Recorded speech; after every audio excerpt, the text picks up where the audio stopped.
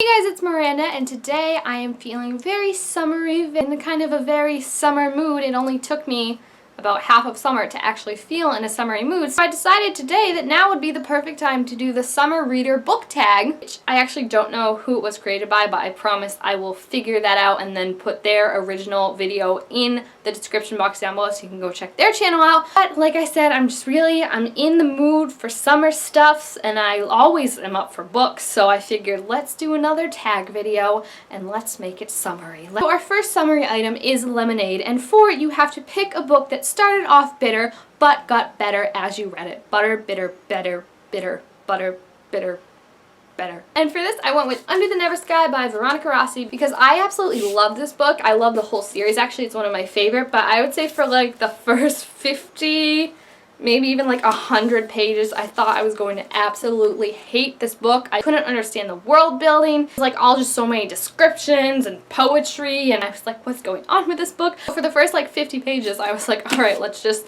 trudge through this book. It's not going to be good, but we'll get through it. And then as soon as Aria and Perry actually like met and decided to team up, that is when the book totally took a different turn for me, and that's when I became absolutely in love with it. And even now rereading it, those first like 50, 100 pages are still like hard to get through, but I promise you, if you haven't read this book, just get past the 100 pages and then it gets so good. You're gonna love it, just like you love lemonade. See, I get how the tag works now. It's bitter at first, but then it gets better. Yay! Next up, of course, you couldn't have summer without the perfect golden sun, so we have to pick a book that makes you smile beyond compare. And I think some of you might be able to guess what I'm going to hold up, but it's Isla and the Happily Ever After by Stephanie Perkins. And I'm smiling now even talking about this book because it makes me so happy. Honestly, out of all the books I read, out of all the books that are my favorites, this book is the one that makes me smile the most. Every time I even glance at it when I'm in Barnes & Nobles or I see it on my friend's shelf, I just like smile because it brings me back to all the happy feelings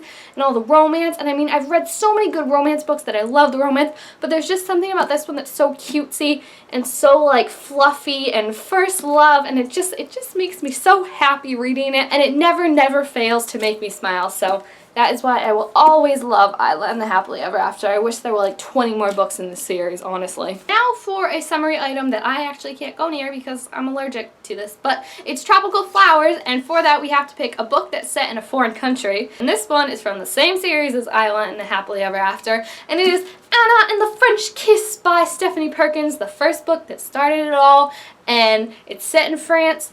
I love France. This is what really started my love affair with France. Oh my gosh, I was so excited when I actually got to visit Paris because I went to all the places in the book. I was like the only person who knew about Point Zero because I had read about it in the book. And I impressed French people. Like, do you know how hard it is for an American to impress French people? But when I was like, hey, can you tell me where Point Zero is?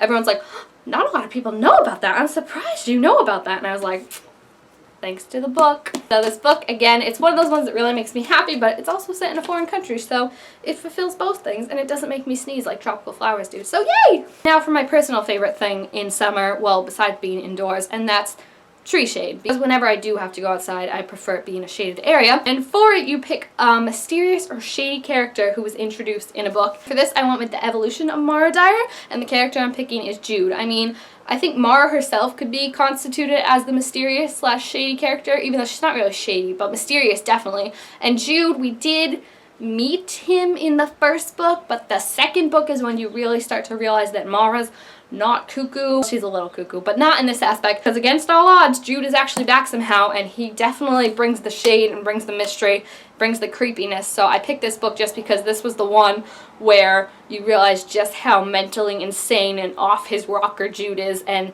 this book just, it ups the creep factor of the first book like by 10,000% by adding in Jude. Jude actually has one of my favorite lines in the Mara Dyer series, which is when he says that it's so much more fun when you fight, because I think that just like is such a creepy quote, and it really like encompasses the whole aspect, and it shows how far Mara's come from being like someone who fights useless battles to being someone who can win. Alright, now we got Beach Sand, and you have to pick a book that's the plot is kind of grainy and it's not really well developed, and for this I picked Frostfire by Amanda Hocking. I had such high hopes for this book because the cover is so gorgeous, and I had read a couple Amanda Hocking books before and they were pretty good. This book, I don't know, like it's not bad, but it just never goes anywhere. Like I haven't even finished it, but I'm like, say like that much through the book, like I'm almost towards the end, and nothing has still happened. I feel like it's still all just talking and all planning and no action, and I'm just so like confused. Like it's not even like it's a bad book, it's just literally nothing's happening. So I'm bored more than anything else, and I hate when books are like that. Actually, when this book could probably be really good if the main characters would just get off their freaking butts and do something for once. Like, that's all I'm asking, please. Now we've got another item that I'm allergic to in the summer, and it's green grass. And I don't really know how this relates to it, except that green grass is a plant, so it's alive. But you have to pick a character that is full of life and always makes you smile. So for this, I went with Percy Jackson from the Percy Jackson and Heroes of Olympus series. Percy Jackson is really like the first book character I fell in love with. And Percy, I mean, we've seen him grow up so much throughout both of these series. He started out 12, he's now like 17, I think. I don't know if he had his birthday. He has just never lost that like sassy Percy Jackson sarcasm style humor that makes me so happy and smile and laugh and can always bring a smile to my face no matter what I'm doing. That's what I really missed in the Percy Jackson movies, was his little sass and his little sarcasm. I feel like that was definitely lacking from the movies, and it just took away from the character, because Percy is an amazing character. He's just so amazing, so great, and I will always love him. Alright, our last summer item is going to be a watermelon, and for this we have to pick a book that is full of juicy secrets. Shh.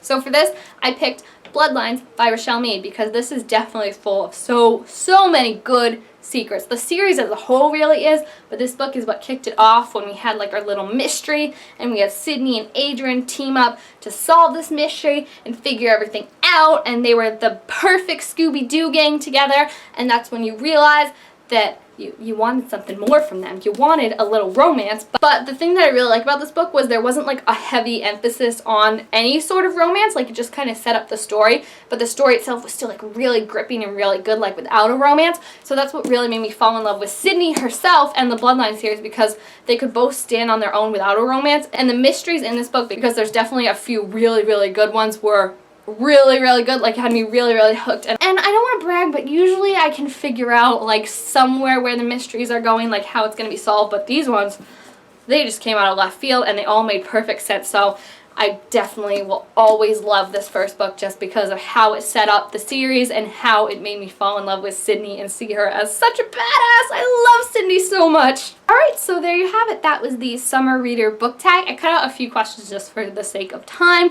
but I'll leave all the questions in the description, so if you want to do the tag, definitely do it. Thank you guys all so much for watching. Don't forget to like and comment and subscribe for more videos. And I mean, I'm gonna get going because it's summer. I gotta go do what everyone does in the summer. Chill out with the AC in the living room and watch Netflix for about 5 or so hours. So I'll see you guys next time. Bye!